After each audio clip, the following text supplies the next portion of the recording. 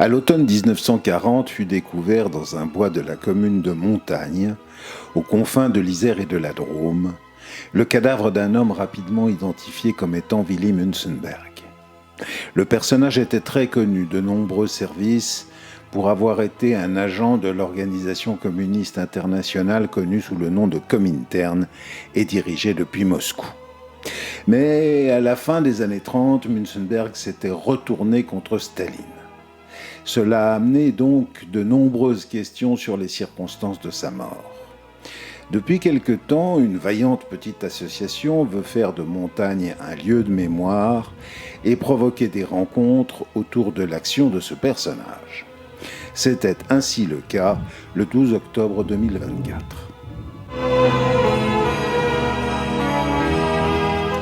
Willy Münzenberg, né le 14 août 1889 à Erfurt, est décédé à Montagne le 18 octobre 1940. Sa mort remontant à plusieurs mois selon les archives municipales. Et l'on découvre que M. Münzenberg était un réfugié politique allemand et qu'il a joué un grand rôle dans la résistance allemande.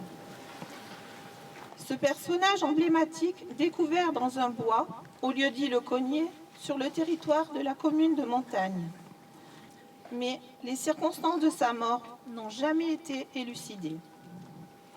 L'association européenne Willy Münzenberg est très récente. Elle a vu le jour en avril 2022 grâce à l'impulsion de Michel Joland, notre président.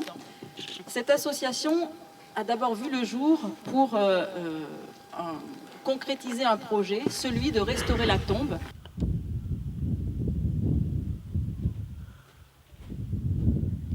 Je pense que c'était un communiste convaincu, mais qui n'est pas resté figé dans sa conviction et qui n'a pas suivi le stalinisme, ce que j'ai souvent regretté avec le Parti communiste français. Donc lui, très tôt, oui, dans les années, c'était en 1938, je pense, il a quand même remarqué qu'il ne pouvait plus accepter comment fonctionnait le communisme russe, et il s'en est détourné, et au contraire, il l'a critiqué. Donc ça, déjà, je trouve que c'est une ouverture, se remettre en cause et de changer la vie, c'est pas toujours facile, surtout quand on était aussi engagé que lui, il était, voilà. C'était un mania de presse, incroyable, et qu'on n'ait jamais entendu parler de lui en Allemagne. Enfin, je veux dire, c'est inouï. C'est ça, je vais arrêter l'eau. Voilà, et je sais pas où... C'est pas où vous êtes inscrit là sur la... Oui, je me souviens. Je crois que Münzenberg était un homme complexe qui a mûri au fil du temps, qui était passionné, entier, très engagé. Il a été à un moment un peu aveuglé.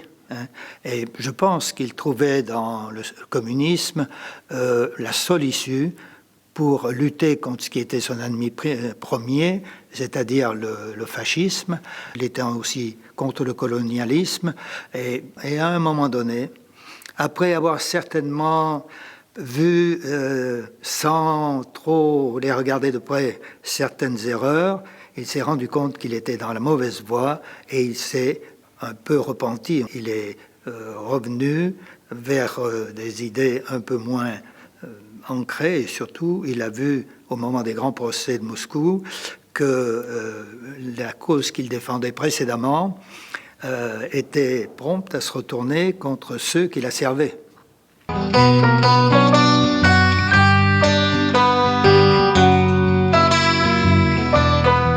Il y a d'abord le fait de vouloir matérialiser la présence de Münzenberg sur le territoire de la commune de Montagne, autrement que par son unique tombe au cimetière, tombe que nous avons contribué à restaurer avec l'aide financière de nos amis allemands en 2023, donc c'est assez récent. Et la poursuite normale était de signaler de manière un peu plus visible aux passants, et y compris même aux habitants de montagne, rappeler la présence de ce personnage important dans une tombe très modeste au cimetière de montagne.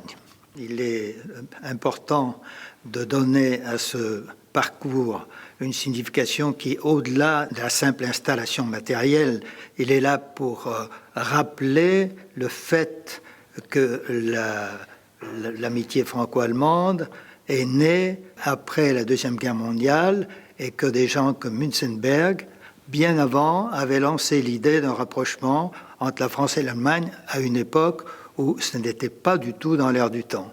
Ce parcours est destiné à avoir une visée, je devrais dire, pédagogique, comme c'est souvent le cas des lieux de mémoire d'ailleurs. Et donc nous espérons que grâce à un travail à engager, il a été partiellement engagé, mais à poursuivre et amplifier auprès des enseignants, donner un but,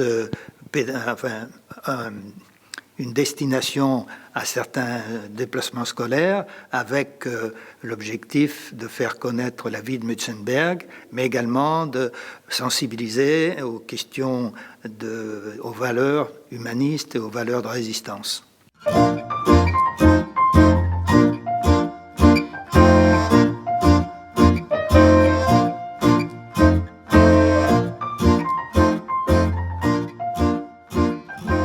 Depuis le milieu de l'année 1940 et pendant les 4 années qui ont suivi, la population de Dieulefit avait augmenté d'environ 50%.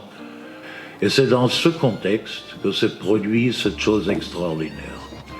Toutes ces personnes en fuite et dans le besoin n'ont pas seulement été accueillies, mais à une exception près dont on a eu connaissance il y a peu de temps, personne parmi eux a été dénoncé ou livré à la milice de Vichy ou aux forces de l'occupant. On peut dire sans exagérer, des centaines de héros silencieux se sont ainsi opposés à leur façon au plan criminel du régime de Vichy et de l'occupant nazi et ont pratiqué ce qu'on allait appeler plus tard une vraie résistance civile. Parmi toutes ces personnes accueillies et sauvées, se trouvait au cours de ces années aussi une bonne cinquantaine de personnalités du monde de la culture. Il y a eu par exemple une sorte de réseau d'écrivains qui avaient choisi Dieulefit comme refuge, avec entre autres la présence d'Emmanuel Bove et de Pierre-Jean Jouve, ou le poète et plus tard membre de l'Académie française Pierre Emmanuel. Même Louis Aragon a fait 2 passages à Dieulefit, le deuxième d'une quinzaine de jours avec Elsa Triolet. Cette présence a fait dire au grand historien Pierre Vidal-Naquet, qui avait eu 13-14 ans, qu'il rendait visite en 1943 et 1944, 2 fois à une partie de sa famille réfugiée à Dieulefit, que pendant l'occupation, il y avait 3 centres intellectuels en France, Paris, Lyon et Dieulefit. 3 éléments principaux qui ont joué un rôle pour que ce sauvetage ait été possible. D'abord, Dieulefit avait, quand tout a commencé en 1939-1940, un maire Front populaire et en général un passé plutôt de gauche et un peu rebelle. Dieulefit faisait par exemple partie des communes qui s'étaient déjà révoltées contre le coup d'État de Napoléon III en 1851. Et en plus, et c'est peut-être fondamental pour ce qui s'est passé, à Dieulefit et dans ses environs, on est un pays protestant. 50% de la population du bourg à l'époque était protestante. Donc une communauté qui, dans le passé, certes assez lointain, a connu elle-même des persécutions et la nécessité de fuir, de se cacher et de résister. Beauvallon, qui accueillait surtout des enfants, comme on dit, à problème, entre autres avec des troubles de comportement, était donc depuis sa création une école à part, avec un état d'esprit d'ouverture et de liberté. Une particularité qui se manifestait par le fait complètement inhabituel pour l'époque que d'abord c'était une école mixte et qu'il y avait une piscine pour les enfants, très important aux yeux de Marguerite Soubeyran. À partir de 1943, l'école de Beauvallon et surtout, là aussi, Marguerite Soubeyran faisait le lien avec la résistance armée qui avait commencé à se développer modestement dans les montagnes à proximité, composées avant tout par des réfractaires au STO ou par des jeunes qui s'étaient enfuis des chantiers de jeunesse du régime de Vichy. Jeanne Barnier a commencé une carrière de faussaire. Elle a fabriqué au cours des 3 ans qui suivaient des centaines et des centaines de faux tickets d'alimentation, de textiles ou de chaussures, et même des faux papiers d'identité dont les jeunes réfugiés, par exemple, avaient besoin, ne serait-ce que pour passer le brevet ou le baccalauréat.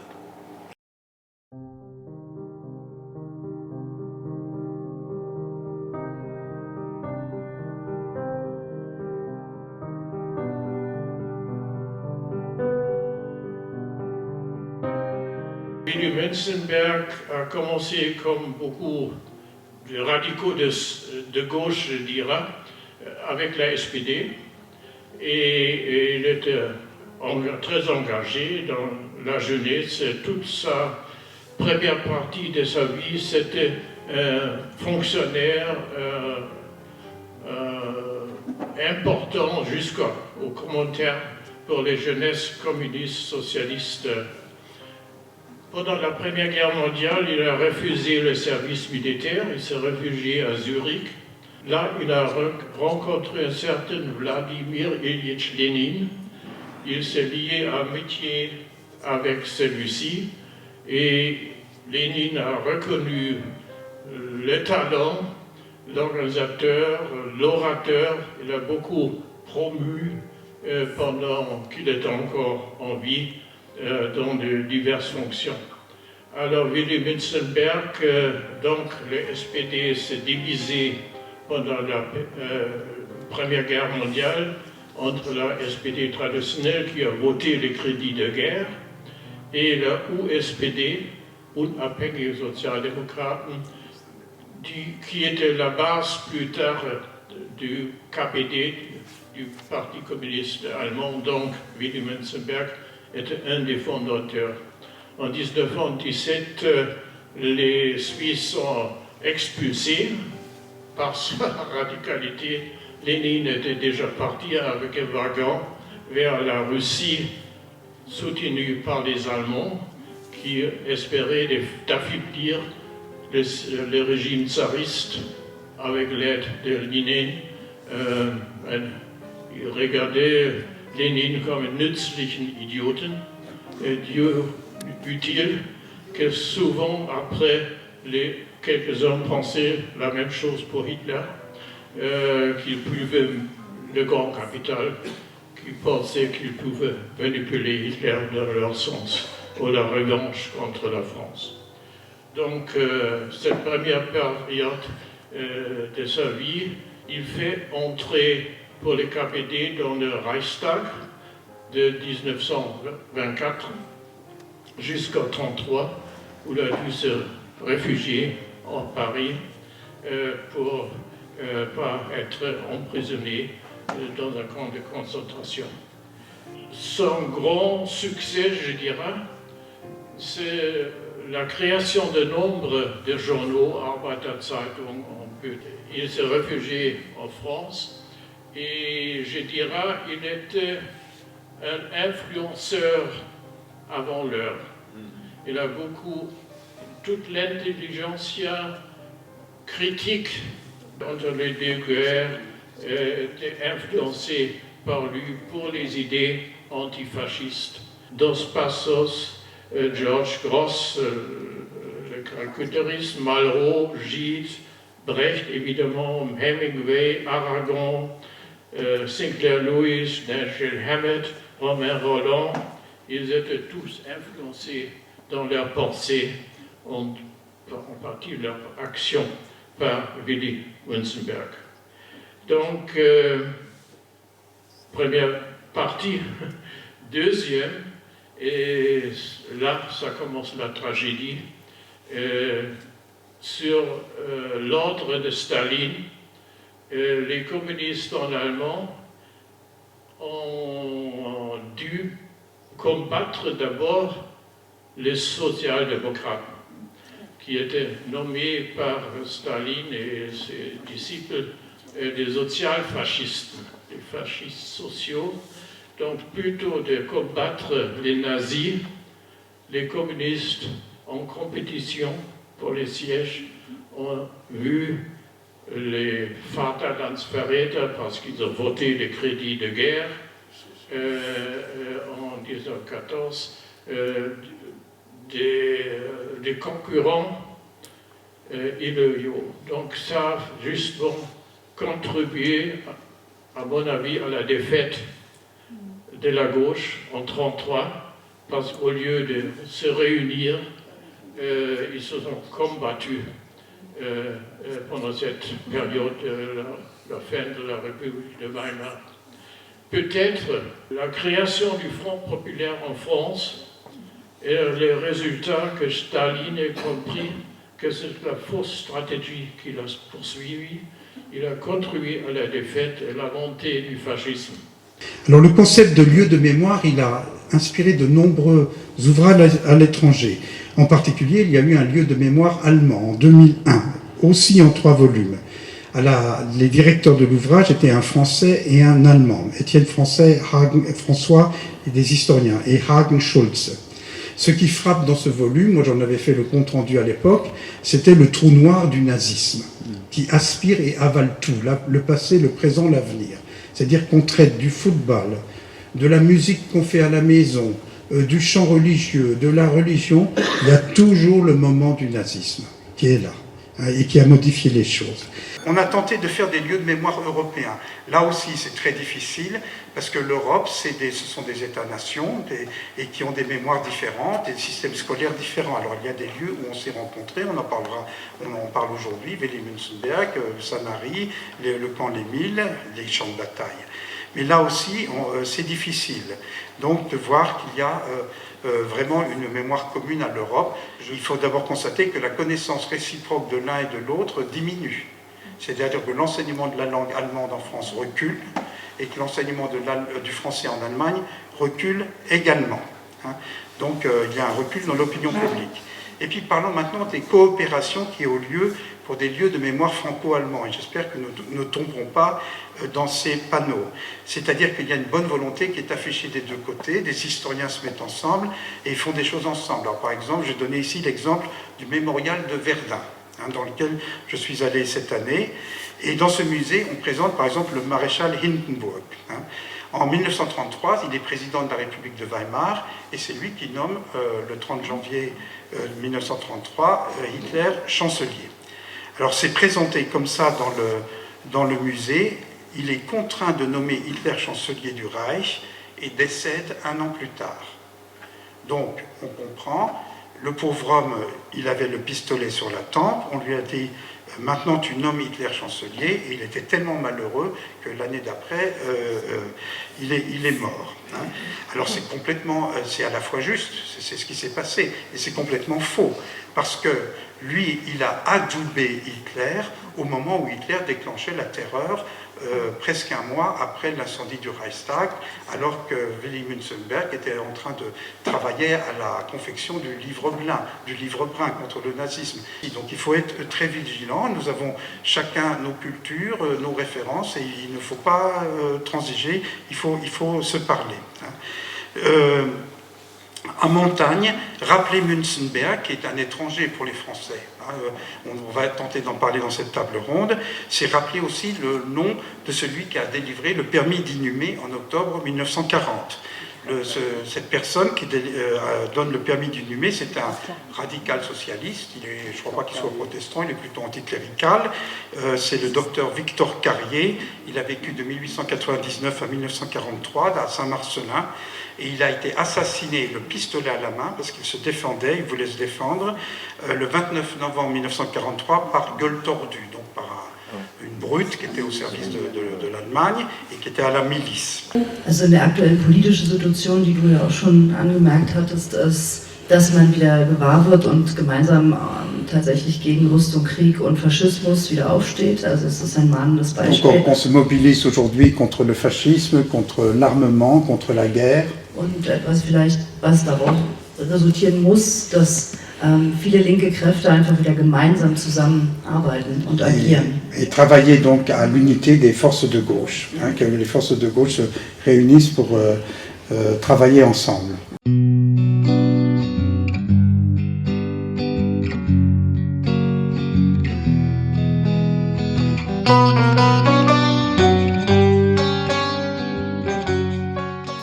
Les lieux de mémoire, tels que le parcours que nous inaugurons aujourd'hui, sont essentiels pour ne jamais laisser l'oubli s'installer. Les visiteurs allemands et autrichiens viennent sur Sanary d'année en année pour ce parcours. Justement, je voulais vous demander ça. Est-ce que ça attire du monde? Oui, ils viennent exprès pour ça. Et des gens reviennent d'une année sur l'autre. Cette année, on a refait une partie du parcours et des gens, donc des Allemands, un couple allemand qui est venu il y a une quinzaine de jours, nous a dit vous avez changé le parcours par rapport à l'année dernière. Donc on leur a dit oui, effectivement on l'a changé pour le 80e anniversaire du débarquement en Provence. Et on leur a dit qu'il allait encore s'améliorer et qu'il fallait qu'ils reviennent du coup en 2025 parce qu'on va faire donc une inauguration avec un parcours définitif sur les exilés, sur ce parcours. Parce que faire un parcours, c'est pas simple, si je comprends bien. Il faut trouver le bon itinéraire. Il faut trouver le bon itinéraire, les bonnes informations. Il faut savoir qu'en fait, ces lieux, ce sont des maisons dans lesquelles les artistes ont vécu, donc dans les années 30. Donc ces maisons sont habitées par des personnes privées, donc elles ne se visitent pas.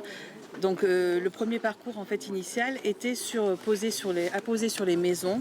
Donc on a enlevé le parcours des maisons pour les mettre sur le domaine public.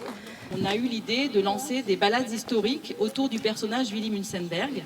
Donc c'était un cheminement qui partait du village, nous conduisait jusqu'au bois du Cognier, là où fut découvert malheureusement le corps de Willy Münzenberg par 2 chasseurs le 17 octobre 1940.